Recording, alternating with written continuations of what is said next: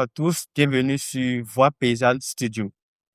Aujourd'hui, nous allons parler d'un sujet très pertinent qui va permettre à chacun de nous de mieux comprendre les défis dont sont confrontés nos agriculteurs aujourd'hui. Et la question qui se pose aujourd'hui sur ce plateau, c'est de savoir si les jeunes ont encore envie de devenir agriculteurs. Pour répondre à cette question, nous allons recevoir sur le plateau plusieurs débatteurs. Le premier, c'est Adjavon Trésor, technicien agricole en nutrition et transformation agroalimentaire et promoteur de la start-up Délice Juice, entreprise agroalimentaire située à Calavis. La deuxième intervenante que nous allons recevoir, c'est Mademoiselle Alakwe Camille, technicienne agricole en aménagement et équipement agricole. Je vous prie donc de prendre place et nous allons débuter dans le débat. Merci. Alors, merci, chers débatteurs, d'avoir répondu à notre invitation sur Voix Paysanne Studio. Alors, la première question que j'aimerais bien vous poser, c'est de savoir si, selon vous, pourquoi beaucoup de jeunes hésitent-ils aujourd'hui à se lancer dans l'agriculture? Et la première question va porter sur vous, Monsieur Adiaba. Merci, monsieur Baruch. Je salue toute la communauté de Voix paysanne. Pour répondre à votre question, je vais dire que l'agriculture de nos jours est une véritable source d'opportunités d'affaires. Comme nous pouvons le savoir, plusieurs de nos jeunes se lancent désormais dans l'agriculture parce qu'ils voient plus que il y a de la rentabilité, il y a de l'argent qui se retrouve à travers ces activités-là. Vous comprenez un peu. À titre d'exemple, je vous prenais les jeunes qui se lancent dans le maraîchage, dans les formations, bien, je dirais, dans les entreprises agricoles, agroalimentaires surtout. Oui. Vous comprenez un peu. Oui. Donc, selon moi, c'est déjà un pas que beaucoup de l'autres jeunes se lancent dans des entreprises comme ça. Tout juste pourquoi? Parce qu'il faut avoir de la rentabilité dans ce qu'ils font. D'accord. Et Demoiselle Camille, selon vous alors, pensez-vous que l'agriculture attire encore certains jeunes aujourd'hui? Et pourquoi? Non, selon moi, l'agriculture n'attire plus les jeunes. Parce que comme Monsieur Trésor l'a si bien dit, il a dit que les jeunes voient dans l'agriculture un moyen de rentabilité. Mais laissez-moi vous demander quelque chose. Un agriculteur, il gagne, je dirais, 30% de moins qu'un salarié entre les aléas climatiques et les prix qui valent. Parce que si vous voyez bien, tu plantes, tu es maraîcher et tu fais la tomate. Tu fais la tomate honnêtement et une pluie arrive et détruit presque tout. Ou soit toi, tu vas sur le marché et déjà le prix de la tomate que toi, tu avais déjà visé chute parce qu'il y a eu des exportations qui sont venues, des tomates qui sont venues d'ailleurs. Non seulement ça, ça te fait déjà un moins dans la rentabilité que tu as fait. Comment vas-tu réussir à payer un ouvrier? Tout ça, là, quand tu te mets en tête, tu vois déjà que tu es déjà en dessous de ce que toi, tu fais. Et là, ça te permet pas vraiment de dire que ton entreprise est rentable. Donc, selon moi, l'agriculture n'attire plus les jeunes parce qu'ils voient qu'il y a trop de problèmes, que ce soit lié au climat, au marché et tout. D'accord. Voilà donc nos deux débatteurs qui viennent de prendre la parole. Le premier soutient que l'agriculture attire bien les jeunes. Et la seconde personne nous dit, elle, par contre, que l'agriculture, bon, avec les difficultés que les agriculteurs rencontrent aujourd'hui concernant les aléas climatiques, le marché et autres, l'agriculture, elle ne pense pas que l'agriculture attire réellement les jeunes à cause de la rentabilité. Maintenant, Monsieur Adiaron, mais aujourd'hui, on voit que il y a des changements dans l'agriculture, de nouvelles technologies qui sont apparues et autres. Mais avec les nouvelles technologies agricoles et les réseaux sociaux surtout, l'agriculture est-elle devenue attractive selon vous? Merci, monsieur Baruch. Je veux dire que l'agriculture est devenue très attractive. Pas seulement attractif, si je dois utiliser le terme que vous allez employer, mais je vais dire plutôt une activité plus ou moins dédiée, mais plus ou moins adaptée aux jeunes. Parce que les nouvelles technologies qui sortent de nos jours, hein, si je peux me permettre de m'exprimer ainsi, Oui. les nouvelles technologies permettent aux jeunes de pouvoir accroître le rendement qui est fait déjà sur le terrain. Parce qu'on voit déjà par le passé ce que les grands-parents, ce que nos aïeux avaient fait dans l'agriculture. Oui. Mais nous voyons que il y a du changement. Je prends l'exemple des drones, des systèmes d'irrigation, des machines agroalimentaires. Vous voyez que ça permet aux jeunes de pouvoir accroître leur rendement. Je ne sais pas si vous comprenez ce que je veux dire. Non seulement ça, ça permet à ce que la population dans laquelle nous sommes, dans laquelle on est aujourd'hui, de pouvoir assurer la sécurité alimentaire de toute la population. Parce que on se rend compte que il y a plusieurs des produits qui sont importés. Oui. Vous comprenez? Plusieurs de ces produits n'assurent pas la sécurité alimentaire. Et non seulement ça, l'État béninois aujourd'hui veut réduire l'importation des produits. Oui. Donc, il faut vraiment que les nouvelles technologies soient du côté agricole pour que nous puissions assurer notre sécurité alimentaire du plan national. Mais si je peux le dire ici, avec les nouvelles technologies que vous venez de citer, irrigation et Bien sûr. les machines agricoles et autres, mais on continue toujours de constater que les jeunes ne s'intéressent pas toujours à l'agriculture. Et qu'est-ce qui explique ce dégoût à l'agriculture aux jeunes? Parce qu'aujourd'hui, beaucoup de jeunes veulent se rester dans les bureaux, dans les climatiseurs et sous les brasseurs. Ils disent que bon, l'agriculture, c'est un domaine pour les pauvres, c'est un domaine pour ceux qui n'ont pas d'avenir et autres. Et demoiselle Camille, et Adjavon vient maintenant d'évoquer une situation. Il a dit et là, c'était quelques nouvelles technologies. Il a parlé des machines agricoles, des systèmes d'irrigation et autres. Mais aujourd'hui, est-ce qu'on peut dire que ces nouvelles technologies attirent vraiment les jeunes aujourd'hui à se pencher vers le domaine agricole? Non, je peux pas dire ça. Parce que d'abord, les jeunes, quand ils voient l'agriculture, ils prennent ça pour un truc comme quoi, agriculture est égal à produire, est égal à plein d'argent. Même avec les nouvelles technologies qui viennent là, ils ne s'attirent pas vraiment à ça. Il a bien parlé des technologies, il a aussi parlé du digital, marketing et autres. Un jeune qui vient tout juste de sortir d'une université et il voit qu'il y a le digital et autres là, et il voit un offre d'emploi qu'on lui donne à Totori, 250 000 par mois, climatiseur, tout et tout. Et on lui dit que soit tu prends ça, soit tu vas aller t'installer quelque part en isolement loin des jeux de la ville et autres. Forcément, il va choisir le loisir parce qu'il sait qu'à Cotonou, il aura des sorties, tout et tout. Mais que ici, il aura tous ces genres de problèmes. Mais avec les technologies, là, il ne peut pas s'en sortir. Et aussi, les technologies, il y a un coût.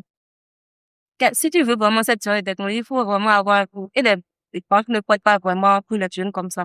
Si jamais tu prêtes à une banque et tu n'as pas vraiment de quoi mettre là pour dire que si jamais tu payes pas, il y aura ça là pour pouvoir te garantir ça.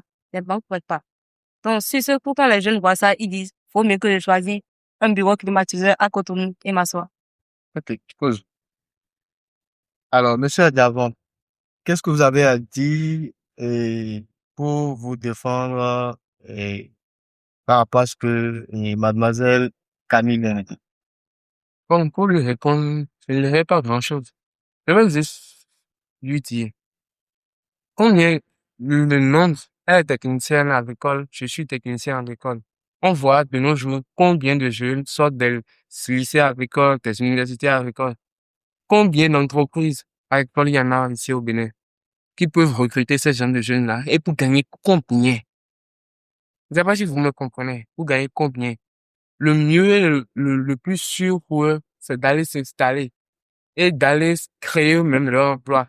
Mhm. Vous comprenez? On reconnaît que ce n'est pas facile pour un jeune de se lancer tout de suite dans l'agriculture.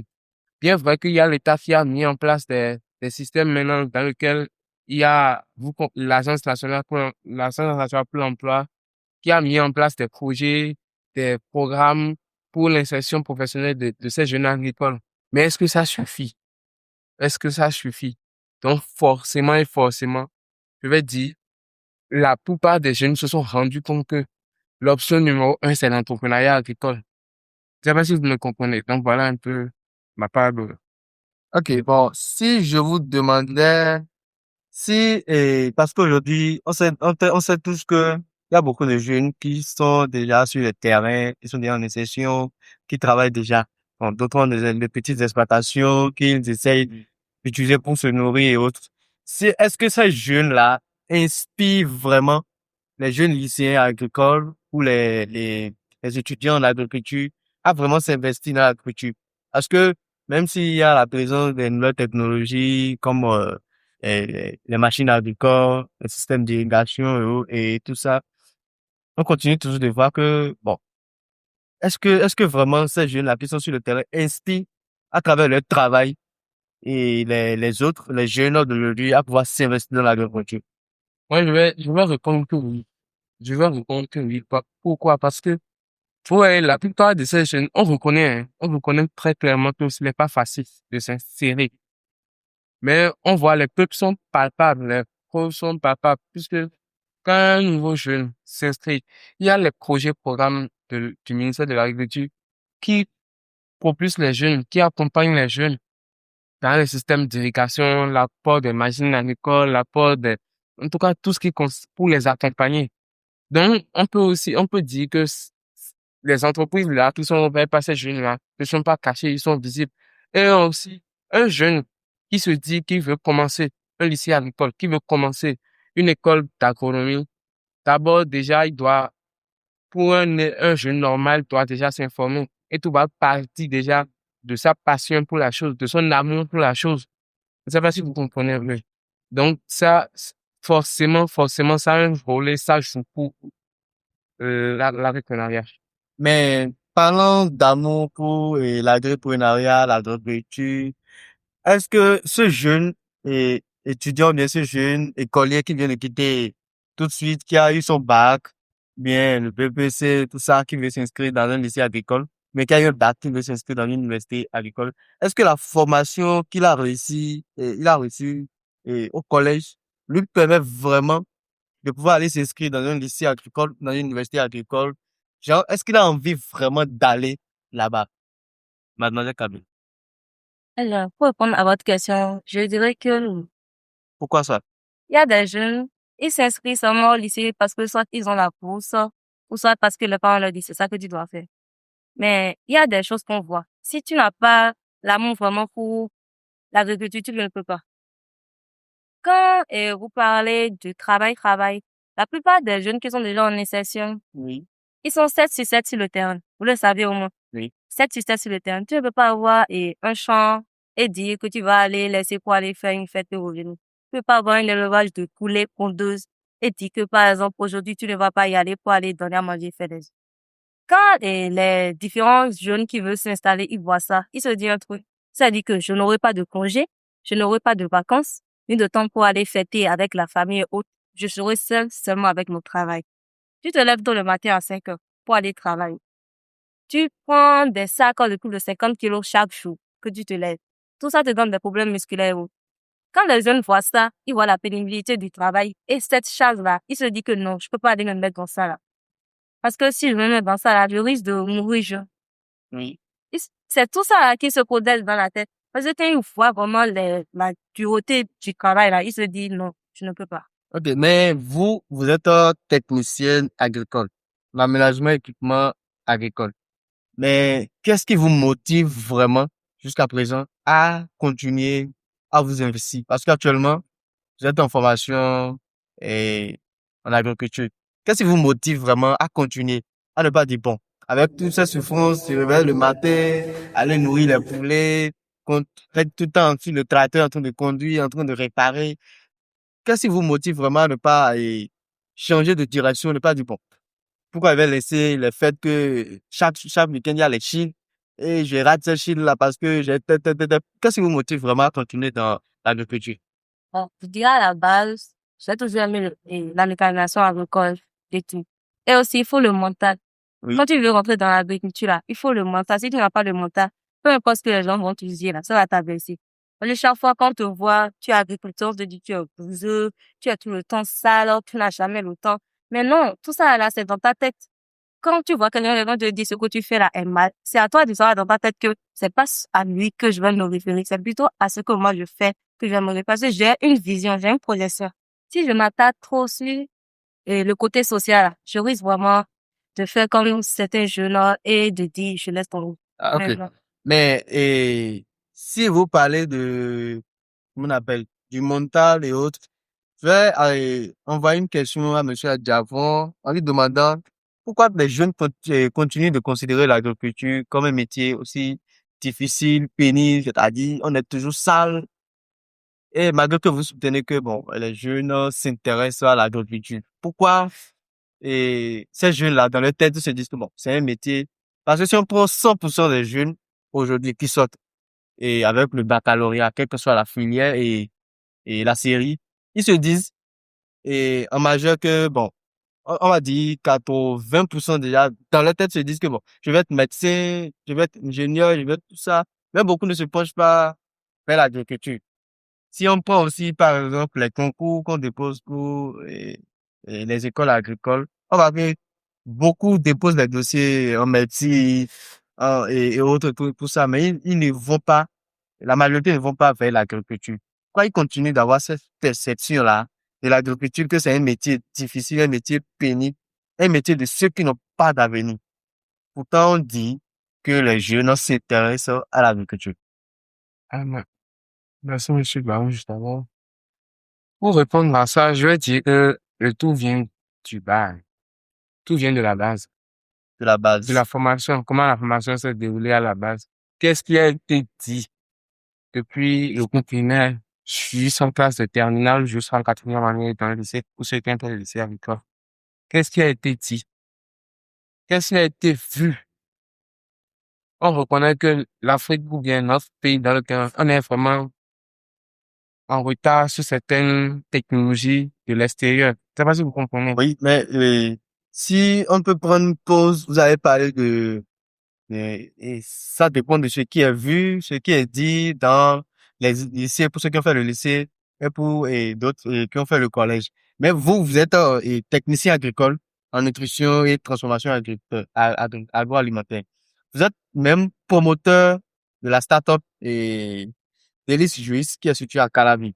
Maintenant, qu'est-ce que vous avez vu? Ou bien qu'est-ce que vous avez entendu lors de votre cursus scolaire qui vous a motivé, qui vous a dit, bon, je vais m'investir dans l'agriculture, je vais faire l'agriculture, je vais pas être ingénieur, je vais pas rester dans les bureaux, dans le climatiseur, mais je vais travailler la terre et nourrir mon pays. Parce que quand je parle de la base, déjà dans ma réponse précédente, quand je parle d'une base, que ce soit à l'école, au collège, même à la maison. Parce que quand moi je prends mon cas, tout ce qui est transformation à la maison, c'est ça. Maman n'est pas transformatrice, papa n'est pas transformatrice, mais c'est ça en fait. J'y ai pris goût puisque on nous a appris à consommer tout ce qui est bio. Oui. C'est ce qui m'a amené moi à me dire, bon, je vais aller dans un lycée technique agricole. Et arrivé au lycée technique agricole, je me suis dit, mais si tout le monde est en train de faire la production animale, la production végétale, qui va transformer alors? Parce que je me suis vu carrément en train de transformer. Je me suis dit, c'est déjà quelque chose que je fais déjà. Et aussi, quand tu transformes ça, apporte une valeur ajoutée à ton produit. Ça donne un peu plus de bénéfices en tant que transformateur. Donc, pour moi, c'était l'option favorable. L'option numéro 1 à choisir pour moi. Oui. Vous comprenez un peu? Donc, c'est ce qui m'a permis à moi, quand même, de me lancer dans le domaine de l'agroalimentaire. Donc, vous soutenez toujours que l'agriculture aujourd'hui continue d'attirer les jeunes avec, comment on appelle, les technologies qui existent, les réseaux sociaux et autres, et autres, et autres. Bien sûr. Bon. Si, en parlant de réseaux sociaux, est-ce qu'aujourd'hui, quand on passe sur les réseaux sociaux, bon, en majeure partie, il y a beaucoup de formateurs qui se trouvent sur les réseaux sociaux. Il y a d'autres qui disent, il y a la formation pour les pondeuses, formation en maraîchage, tout ça. Et quand on appuie sur les liens, on rentre dans les groupes WhatsApp et autres, et autres. Parfois, on achète, on paye même des documents, tout ça. Il y a beaucoup qui se plaignent que, comment on appelle, les livres ne sont pas au complet, les livres manquent de trucs, de tout.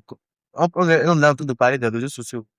Mais quel bénéfice, au fait, les réseaux sociaux apportent à ces jeunes agriculteurs? Parce qu'aujourd'hui, tout le monde veut être influenceur sur les réseaux sociaux. Tout le monde veut être influenceur. Maintenant, quelle opportunité les réseaux sociaux offrent aux agriculteurs pour les attirer vers ce métier-là? Parce qu'aujourd'hui, comme on l'a déjà dit, on dit que c'est un métier pour les sales, un métier pour les gens qui n'ont pas d'avenir. Est-ce que c'est seulement labourer la terre seulement travailler la terre, seulement se salir, qui veut dire agriculture, en fait. Non. Pour répondre à votre question, sur quel point Internet et les réseaux sociaux, si je comprends très bien. Oui. OK. Pour répondre à ça, je dirais que les formations.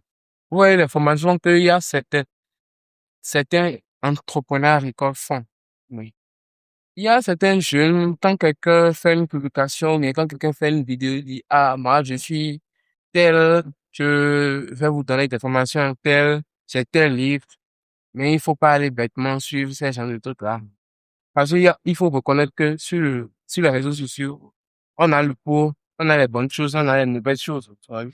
Donc, en tant qu'un jeune passionné qui veut se lancer, je conseille simplement, je dirais tout simplement, avant d'aller sur une formation, avant d'aller sur payer un livre en ligne, il faut d'abord se renseigner sur celui qui donne la formation, celui qui reçoit sa formation. Mais qu'est-ce qu'il lui-même il fait, hein, le concret, sur la vie réelle? Qu'est-ce qu'il fait? Est-ce que c'est un praticien Ouais, théoricien. ou un théoricien? Merci. Est-ce que lui-même, en sa position, est-ce qu'il pratique ce qu'il fait, ce qu'il dit? Maintenant, dans le cas où les formations ne sont pas complètes, il faut dire que les réseaux sociaux ne peuvent jamais tout apporter dans le domaine agricole. Ça apporte une partie. Parce que l'agriculture se passe sur le terrain. Quand tu vas sur des formations en ligne et tout, ou bien quand tu es de la diaspora, puis tu veux te lancer dans l'agriculture, puis comme tu n'as pas le temps, tu as une entreprise, en tout cas qui concerne autre chose, mais tu veux t'investir, il faut aussi prendre le temps d'aller sur le terrain et d'aller sur des formations pratiques.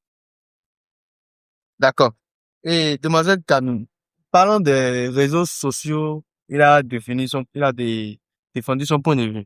Maintenant, je suppose que, sur 100 jeunes, déjà la moitié ont déjà payé des formations. Bon, il a dit que l'agriculture se passe sur le terrain. Comme on l'a dit, dans la tête, beaucoup pensent déjà que sur le terrain, il faut labourer la terre, c'est difficile avec les aléas climatiques, tout ça, tout ça, tout ça, tout ça. Maintenant, est-ce le travail du terrain qui n'attire pas les jeunes ou bien est-ce parce que d'autres sont allés, bon, et d'autres ont vu un mauvais visage de l'agriculture ou bien d'autres ont eu à être arnaqués sur les réseaux sociaux à cause des formations payantes et autres qui les empêchent de s'investir ou bien de s'inscrire dans les instituts agricoles?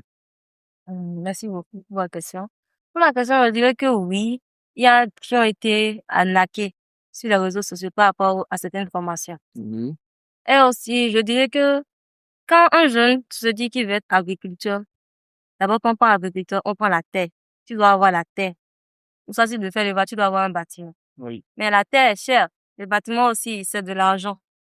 Quand tu vois tout ça là, il y a des gens qui ont de grandes exploitations. Oui. Mais eux, ils continuent à s'agrandir, à toujours vouloir plus d'exploitation. Mhm.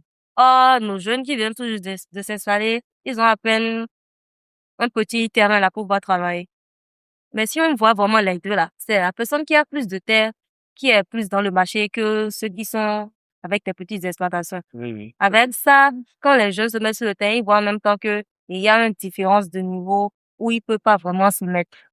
Donc, ce que vous dites, c'est que, le fait que il y a d'autres qui ont assez de terre, 60 hectares. jusqu'à 60 hectares, et d'autres qui en ont juste 500 mètres carrés, 400 mètres Avec ça, carrés. là, Ça fait que ceux qui ont assez de terre, ils arrivent mieux à se démarquer sur le marché que ceux qui ont, bon, les 500 mètres carrés, les 400 mètres carrés. Mais est-ce que comment on appelle, la superficie de l'exploitation qui empêche les jeunes d'aller s'investir, bien, je n'arrive pas à capter. très bien, je vais bien plus vous expliquer. Quand on prend les structures qui ont de grands hectares, ils sont plus privilégiés. Un jeune qui veut tout juste d'avoir son diplôme et qui veut s'installer et qui voit sa parcelle et qui voit la parcelle des autres. Dans sa tête, vraiment, s'il n'est pas vraiment quelqu'un qui a vraiment la tête bien, il se dit en même temps, oh, je peux pas y arriver. Parce il voit que vraiment, il y a différents niveaux, que les autres ont de grands bâtiments. En fait, lui, il ne se dit pas que je vais commencer petit à petit. Il se dit en même temps, je vais y aller tout de suite pour avoir l'âge. Oh, c'est pas comme ça. L'agriculture, L'agriculture, c'est c'est pas, étape par pas étape. étape. OK. Mais il faut se demander l'image que la société donne aux agriculteurs aujourd'hui. Est-ce une bonne image? Est-ce une image des saints, comme on l'a dit, ou bien une image comment on appelle, des piliers du développement de l'économie nationale? Parce qu'aujourd'hui, sans agriculture, on sait tous qu'on ne peut pas manger, on ne peut pas vivre. Même si tu peux être riche comme tu veux. S'il n'y a pas l'agriculture, tu ne pourras pas manger, vivre et autres. Alors, quelle est l'image que la société offre à ces agriculteurs ou bien à ces jeunes qui veulent s'investir dans l'agriculture? Merci, monsieur Baruch. L'image que la société offre aux jeunes agriculteurs, je vais dire, c'est une mauvaise image, parce Alors, que si vous dites que c'est une mauvaise image, est-ce qu'avec une mauvaise image que la société donne aux agriculteurs, est-ce que les jeunes qui sortent du collège ou bien du lycée auront encore envie de s'investir dans l'agriculture? Parce que vous avez bien dit qu'ils donnent une mauvaise image. Est-ce qu'avec une mauvaise image, ils peuvent s'investir vraiment? je vais dire, je vais rejoindre le point de Madame Camille qui a parlé du mental. Oui. Quand on fait quelque chose, et quand on commence le domaine agricole, tout se passe dans le mental. C'est le mental qui définit là où tu vas. Il n'y a pas que ça. Moi, je vais aller directement, je ne mange pas leur image. En Oui. tant que, promoteur de ma startup, je ne mange pas leur image. C'est le bénéfice que je gagne qui me permet d'assurer mes besoins, d'assurer les besoins de ma famille, qui me maintient ici aujourd'hui. Donc, je vais dire aux jeunes que il y a le bénéfice. Ce qu'ils gagnent, c'est l'argent d'aujourd'hui. Il n'y a pas l'image. Si tu as ton argent aujourd'hui, mais l'image là, mais on s'en fout. Vraiment. On s'en fout. Tu as, quand tu as ton argent, mais l'image se construit naturellement avec bienfaisance d'elle-même, quoi. Tu as l'argent, mais tu es tranquille, mais on construit une belle image de toi tellement que, mais quand tu ne prends pas le temps de te former, d'apprendre de tes erreurs souterraines, et puis de construire quelque chose de meilleur et d'oublier tout ce qu'ils disent, tout ce qu'ils vont dire de toi pour avoir de meilleurs rendements, pour avoir en tout cas, une rentabilité énorme. Mais, tu vois, si tu te contentes seulement de images qu'ils ont de telle ou telle personne qui n'a pas peut-être réussi, mais tu vas échouer. Alors, est-ce que vous avez, par hasard, dans votre parcours, depuis le lycée, peut-être jusqu'à l'installation de votre start-up, bon, et des jeunes, bien, des camarades qui vous ont dit, ce que tu fais là, il n'y a pas d'avenir dedans, et est-ce que tu es sûr que tu vas t'en sortir? Parce qu'aujourd'hui, créer une entreprise agroalimentaire, c'est pas facile, ça demande ci, ça demande du travail, tout ça.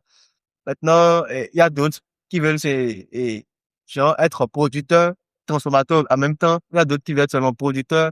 Il y a d'autres qui veulent être transformateurs en même temps. Est-ce que ça vous est arrivé une fois quand on vous colle une mauvaise image en tant qu'agriculteur? Oui, ça m'est arrivé. Je vais dire que dans la zone où j'ai commencé à installer les installs déjà ma startup. C'est une zone où la production, parce que j'ai une production phare, c'est les jus d'ananas. Oui. Donc, c'est une zone où la production d'ananas et les producteurs de jus d'ananas, ils sont à un niveau ultra. Ils y sont en quantité. Je vais dire les producteurs, que ce soit les producteurs traditionnels, les producteurs, en tout cas, ils y sont en grande quantité. Beaucoup de mes amis, de ceux avec qui j'ai fréquenté m'ont dit, toi, on est tous à la Dublin, Calavi, Cotonou. Tu vois le nombre de personnes qui font les jeux d'ananas, mais toi aussi, tu veux Ils t'ajouter. investissent dans la transformation. Mais je me suis dit, le besoin est encore existant. Mais le Et marché si n'est pas le marché satisfait. n'est pas encore satisfait, et si on veut arrêter l'importation, parce qu'aujourd'hui, quand tu vas dans les supermarchés, il y a encore les jus d'ananas qui viennent de l'extérieur, qui viennent se mettre sur le marché. Mais je n'ai pas écouté tout ça, là, je me suis lancé Sérieusement. directement parce que Bien, vous voyez, il faut pas dire que quand je me suis lancé, il n'y a pas eu de difficultés, il y en a eu plein. Ok. Il y en a eu plein, je continue d'avoir des difficultés, mais chaque jour que j'ai des difficultés, j'ai, je me réfère à certaines personnes qui me donnent des conseils inutiles, vas-y, fais tel, fais ci, fais ça. Mais aujourd'hui, je suis toujours debout et je rends grâce à Dieu. Ok. Et il y a la question du mental qui revient à chaque fois dans vos interventions. Je vais demander, bon, Mademoiselle Camille a parlé des aléas climatiques, du climat. Bon, il y a aussi le manque de financement, aide aux têtes, tout ça, tout ça, tout ça. Donc, à travers votre intervention, je vais lancer une question à Monsieur Agavon. Et la question, c'est de savoir si les difficultés liées au climat, aux pertes, surtout aux pertes agricoles. Vous avez parlé du mental. Si, aujourd'hui, on sait que si tu n'es pas fort mentalement, tu te lances dans l'agriculture et tu fais, je prends l'exemple du piment, tu fais un état de piment et tu te dis, bon, tu as déjà appris, surtout aujourd'hui, les jeunes, quand ils écoutent une vidéo sur YouTube, ou bien, on dit, et avec tel nombre d'espace, de superficie de piment, tu auras tel nombre de sacs, et les sacs, elles vont dire, si tu parfaitement, dans une saison, tu deviens millionnaire, et tout du genre, mais il faut voir, si ce jeu-là se lance, et il ne maîtrise pas, je suppose qu'il a appris que en saison, en contre saison, le prix du piment est vraiment élevé. Mais il se lance en contre saison et par manque de formation et comme manque d'accompagnement et, comment on appelle, les problèmes de climat, de manque de pluie, tout ça là. Là aussi, il faut aussi avouer que pour faire le maraîchage, si tu n'as pas de l'eau, c'est impossible. Il y a tous ces problèmes qui se posent. Donc, et tout cela fait que Demoiselle Camille soutient que ça n'attire pas vraiment les jeunes. Parce que il faut penser à l'eau, il faut penser à faire arroser tous les jours, surtout en contre saison. Il faut penser à la terre, comment rentabiliser sur les 500 mètres carrés, tout ça. Mais est-ce qu'avec tous ces problèmes-là, aléas climatiques, pertes agricoles, manque de, comment on appelle, manque d'accompagnement, est-ce que ça décourage les jeunes qui veulent s'investir ou bien ça les motive à aller vers l'agriculture? Et merci, monsieur Barge. Je vais dire que mon nom de jeune, il faut reconnaître hein, que ça décourage. Même moi, en tant que producteur, ça va décourager parce que quand tu vois certaines de ces pertes-là, on te dit, mais il y a des pertes dedans, mais pourtant ils sont dedans. Mais je reviens toujours sur les questions mentales. Et je reviens toujours sur le point du bénéfice. Cette rentabilité-là, si tu poursuis ça, tu auras ce que tu veux. Parce que plus tu as le mental, plus tu as et ce désir-là, d'avoir ce gain-là, mais tu auras ce que tu veux. Il y a rien à faire. Donc, forcément, on ne peut pas dire que ça va encore aller tous les jeux, mais la plupart sur, au moins, 3 sur 4 de jours, ça doit On s'investit. s'investir. OK.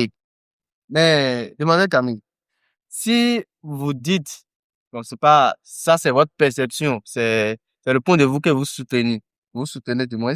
Si vous dites que les jeunes ne veulent plus faire l'agriculture, comment expliquez-vous donc l'émergence des jeunes agripreneurs aujourd'hui qui sont déjà installés?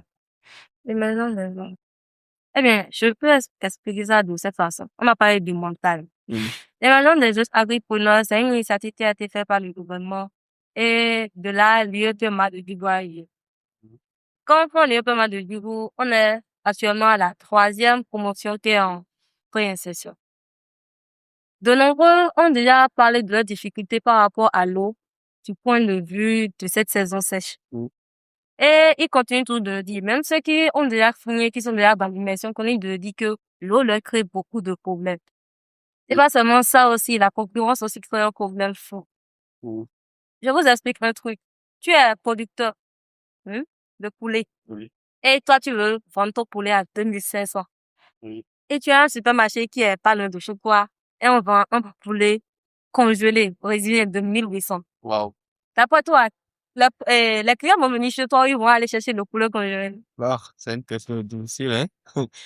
Je ne saurais quoi dire. Parce que quand on voit ce point de vue, c'est une concurrence à la fois déloyale.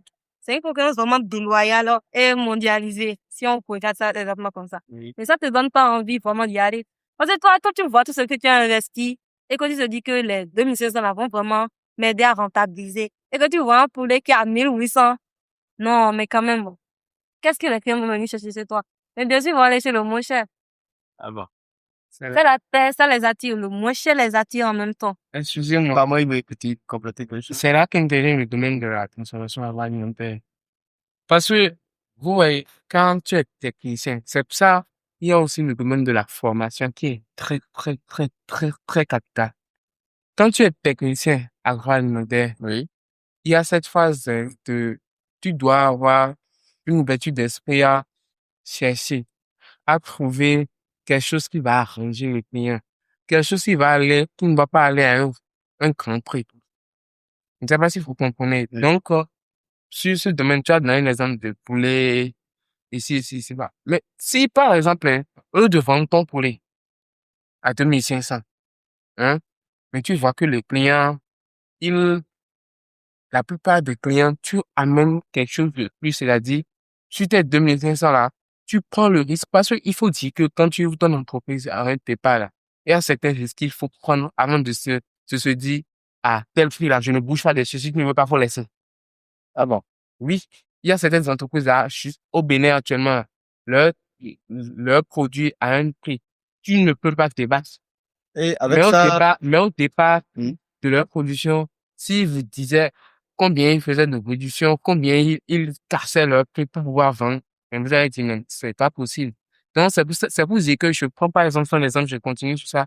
Si elle dit 2500, et elle dit qu'elle fait une livraison là-dessus, par exemple, une simple livraison, Oui. mais le client qui est à la maison, qui quitte le service, tout fatigué, et qui a envie de manger du poulet, non seulement il prend du poulet local, non seulement on lui amène ça chez lui, mais il est content. Mais de se déplacer maintenant pour aller au supermarché, pour aller prendre un poulet de 1800, qui ne va pas arriver encore sur le point de vue sanitaire, mais vous voyez que il ne gagne rien là-dessus, hein. Donc, bien vrai, le prix différencié, mais tout est assis sur la manière dont tu as rendu service, le service que tu as apporté au client. Vous comprenez? Donc, Oui. un entrepreneur agricole doit savoir aussi réagir et avoir une ouverture d'esprit sur ces petits points-là. D'accord. Alors, chers téléspectateurs, comme vous l'avez constaté, les débatteurs ont donné plusieurs arguments et plusieurs exemples pour soutenir leur point de vue sur le sujet qui nous demande si les jeunes ont-ils encore envie de devenir agriculteurs. Alors, nous sommes déjà presque à la fin de notre débat sur Voix Paysanne Studio. Mais la question que nous allons encore poser à notre débatteur, c'est de savoir si vous aviez un jeune devant vous aujourd'hui, lui conseillerez-vous de devenir agriculteur? Si oui, pourquoi? Et sinon, pourquoi? On va commencer par vous, demoiselle. Ok. Bon, merci bien.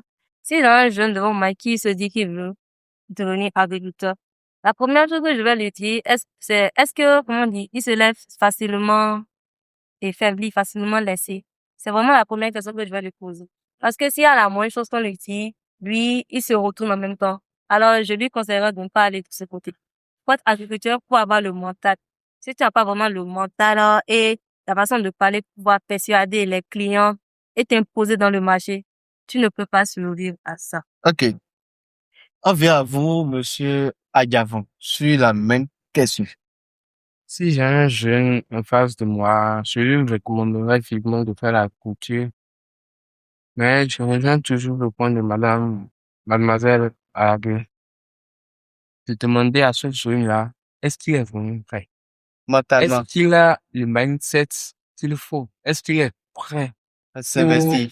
pour, pour affronter les difficultés? Parce que c'est de là que tout va partir. Oui. Les difficultés. Est-ce qu'il est prêt à surmonter les difficultés qui vont se présenter à lui? Maintenant, est-ce qu'il est prêt à suivre une formation digne du nom? Parce que toute part de la formation, si tu n'es pas formé, mais tu n'auras pas le résultat expecté. OK.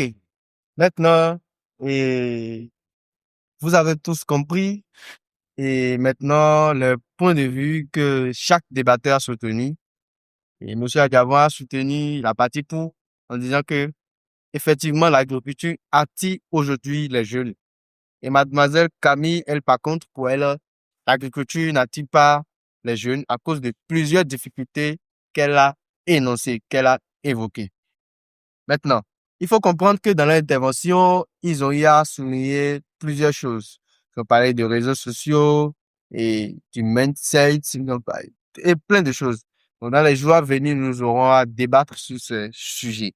Maintenant, pour clôturer notre débat aujourd'hui, nous allons prendre fin sur une dernière question de savoir si l'avenir de l'agriculture sera-t-il entre les mains des jeunes ou non. Merci, monsieur Baruch. Je vais répondre que oui. OK. Donc, pour vous, l'avenir de l'agriculture au Bénin, en Afrique et dans le monde entier repose dans la main des jeunes. Et vous, mademoiselle? Je dirais que ça, quand même, c'est pas encore dans la main des jeunes. Parce que si on regarde vraiment dans notre cas là, les jeunes sont vraiment dans un cas échéant. Le cas où ils sont là, je dirais que l'avenir est vraiment sur une pente. Parce que les jeunes, ils ne s'intéressent pas à ça. Ils ne veulent pas connaître vraiment à ça. Alors, comment on peut vraiment dire que c'est entre les mains? Alors, je dirais que ce sera un problème que les adultes vont vraiment y travailler vraiment. Pour que ces jeunes-là arrivent vraiment à recréer une nouvelle image de l'agriculture dans leur tête. OK. C'est pour ça que, par exemple, la formation IFM a vu le jour. Pour que ces jeunes-là puissent vraiment changer le mental et regarder vraiment l'agriculture de nos côtés. D'accord. Donc, il faut vraiment que les adultes, les acteurs du secteur agricole puissent vraiment retravailler sur la façon de modifier le mental de ces jeunes-là qui veulent s'investir dans l'agriculture ou de ces jeunes-là qui ont une mauvaise image du domaine du secteur agricole. Donc, il faut aussi que la formation est donnée à ces jeunes soit une formation de qualité, une formation qui va leur permettre de s'investir, de s'installer après leur formation immédiatement.